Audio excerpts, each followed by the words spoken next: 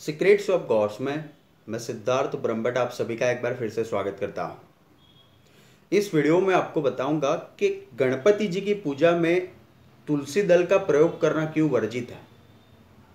जिस प्रकार से भगवान शिव की पूजा में तुलसी का प्रयोग नहीं किया जाता, उसी प्रकार से गणेश जी की पूजा में भी तुलसी का प्रयोग नहीं किया जाता। इसके पीछे का जो पौराणिक कारण है वो इस वीडियो में आपको बताऊंगा।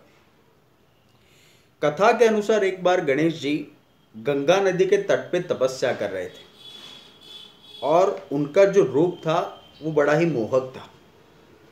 उसी समय देवी तुलसी अपने मन में विवाह की कामना को लेकर सारे तीर्थों में भ्रमण कर रही थी।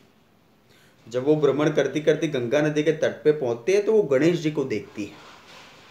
वो रत्न जड़ी सिंहासन के ऊपर बैठ के तपस्या कर रहे थे। उनके गले में पारिजात पुष्पों की माला थी और उनके पूरे शरीर के ऊपर चंदन लगा हुआ था, यानी कि उनका रूप बड़ा ही मोहक था। ये देखकर तुलसी जी गणेश जी के ऊपर मोहित हो गई। उन्होंने गणेश जी का ध्यान भंग कर दिया और उनके सामने विवाह का प्रस्ताव रखा। गणेश जी ने तुलसी को बताया कि विवाह के प्रस्ताव के लिए किसी का ध्यान भंग करना ये अशुभ है, और उन्होंने ऐसा कह दिया तुलसी जी को कि वो ब्रह्मचारी है और विवाह के प्रस्ताव को उन्होंने नकार दिया। ये सुनकर तुलसी जी को थोड़ा दुख हुआ और उन्होंने गणेश जी को ये श्राप दिया कि आपके 2 विवाह हो गए।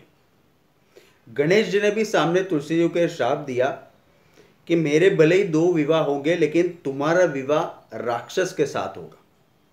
जब तुलसी जी ने फिर गणेश जी की माफ़ी मांगी तो गणेश जी ने तुलसी जी से कहा कि भले ही तुम्हारा विवाह शंखचूर नाम के राक्षस से होगा, लेकिन फिर भी तुम श्री हरि यानी कि कृष्ण की प्रियसी रहोगी, और कलयुग के अंदर तुम जीवन और मोक्ष देने वाली होगी।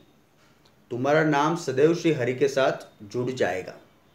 लेकिन गणेश जी ने इसके साथ खुद की पूजा में तुलसी दल का प्रयोग करने पर पाबंदी लगा दी, यानी कि उन्होंने वर्जित बता दिया। यही कारण है कि गणेश जी की पूजा में भी तुलसी दल का प्रयोग नहीं होता। धन्यवाद। आप हमारे चैनल पे सब्सक्राइब करें, आप अपने कमेंट्स भी दीजिए। Thank you so much.